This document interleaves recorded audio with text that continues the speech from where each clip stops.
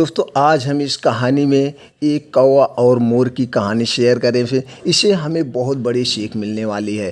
ये कहानी एक ऐसे कौवे की है जो खुद को कोसता रहता था कि वह कौवा क्यों है, काले रंग का दिखने में कुरूप है, वह मोर जैसा सुंदर बनना चाहता है। एक दिन उसे एक स्थान पर मोर के पंख मिले और उसने उसे अपनी पूंछ में बांध लिया और कौवा चला मोर बनने।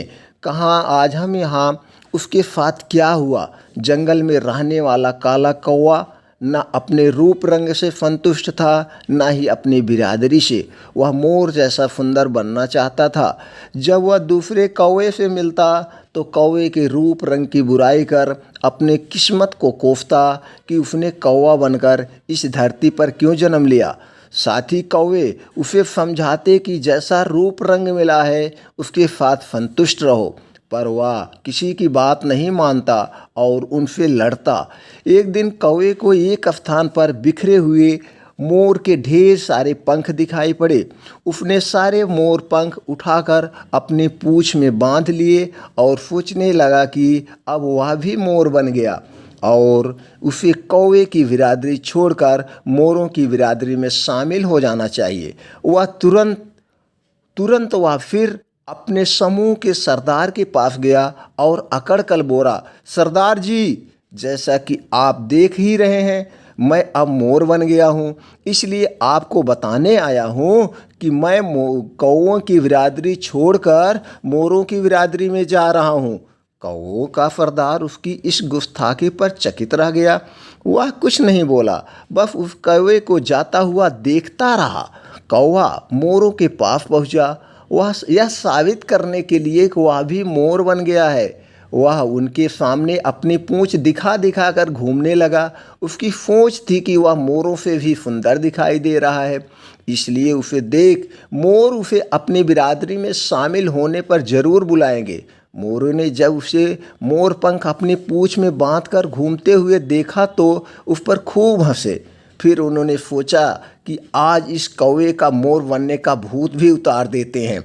उसके बाद उन्होंने मिलकर कौवे की बहुत धुनाई की, इतनी धुनाई की कौवा बेचारा किसी तरह से जान बचा करके वहाँ से भागा। वह भागते भागते फिर दोबारा अपने सरदार के पास पहुँचा।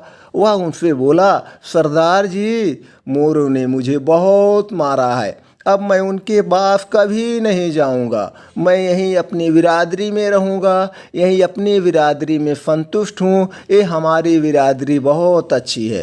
कौवे के सरदार को उसकी अकड़ याद आई। वह सोचने लगा, बहुत अकड़ रहा था तू, अभी तेरी अकड़ भी उतारता हूँ और सबक भी सिखाता हूँ।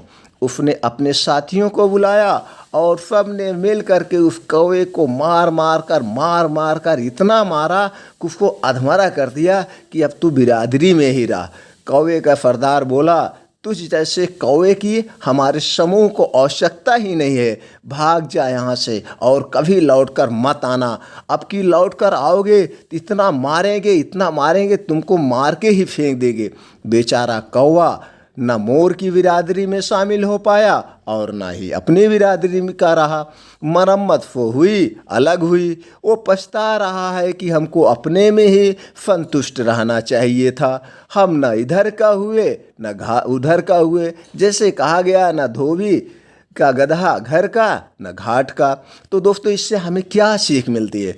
हमने जैसे रूप रंग के साथ जन्म लिया है, जिस परिवार में जन्म लिया है, जैसे भी है हमारा प्रवेश, उसका हमें सम्मान करना चाहिए, उसका हमें आदर चाहिए। ब्रह्मा ने हमको जिस घर में भेजा है, जैसे भी भेजा है, चाहे हम गोरे हैं, चाहे हम काले हैं, चाहे हम रूप का खराब हैं, चाहे हम लूले हैं, चाहे लंगड़ हैं, जैसे भी है, हमको अपने में संतुष्ट रहना चाहिए। अगर दोस्तों इस कहानी से हमें बहुत बड़ी सीख मिलती है। कितने लोग तो ऐसे हैं, वो विकलांग है तो कहते हैं हम विकलांग हो गए, हमारे पास पैर नहीं है। लेकिन इसी हमारी ही धरती पर एक लोग हैं जिनके पास दोनों भी पैर नहीं है। ऐसे लोग हैं जिनके पास हाथ भी नहीं है, लेकिन आज उनका नाम लिया जाता है। कोई भी स्पीकर, कोई भी मोटिवेशनल स्पीकर उनका एग्जाम्पल देता है, क्योंकि उन्होंने ऐसे ऐसे काम कर दिए हैं। तो दोस्तों, जैसे भी हो, जिस तरह से हो, प्रकृति में जैसे भी हो, अपने आप में जियो, संतुष्ट रहो। क्योंकि भूत और भविष्य में हम ना पढ़ करके अगर वर्तमान में जीते हैं तो हमारा जीवन खुशियों भरा होगा। इसलिए जो कल होगा कल देखा जाएगा, आज में जियो। जैसे छोटे बच्चे हैं, उनको नहीं पता है कि हमारे घर क्या हो रहा है, हमारे घर के बाहर क्या हो रहा है, हमारे देश में क्या हो रहा है, देश के बाहर क्या रहा, उनसे कुछ मतलब नहीं है। उनको मतलब है दूध पीने से, दूध पी लेते हैं और अपने आप में खेलते रहते हैं।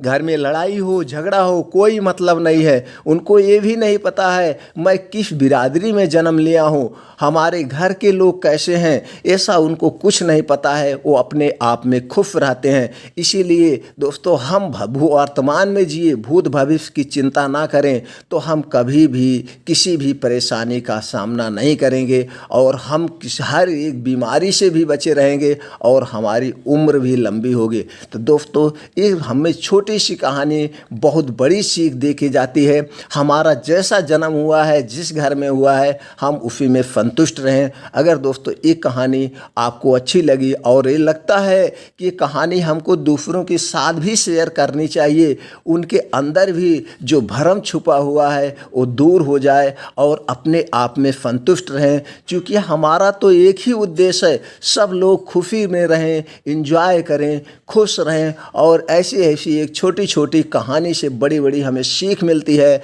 सीख लेते रहें, कहानी को देखते रहें, सुनते रहें। दोस्तों, अगर आपको कहानी अच्छी लगे तो कमेंट बॉक्स में जा कर के एक ओके या थैंक्स कह सकते हैं, या आप इससे रिलेटिव और क्या कहानी सुनना चाहते हैं हमें कमेंट बॉक्स में बताएं। हम ऐसी ही कहानी ढूंढ ढूंढ के आप लोगों तक पहुंचाते रहेंगे। यही हमारा एक उद्देश्य है। और अपने यार दोस्तों सबके साथ शेयर कर दीजिए, वो भी कुछ उनको सीख मिल जाएगी। फिर मिलते हैं ऐसी ही एक और मोटिवेशनल कहानी के साथ। तब तक खुश रहें, मस्त रहें, वर्तमान में जिएं। जय भारत, जय हिंद।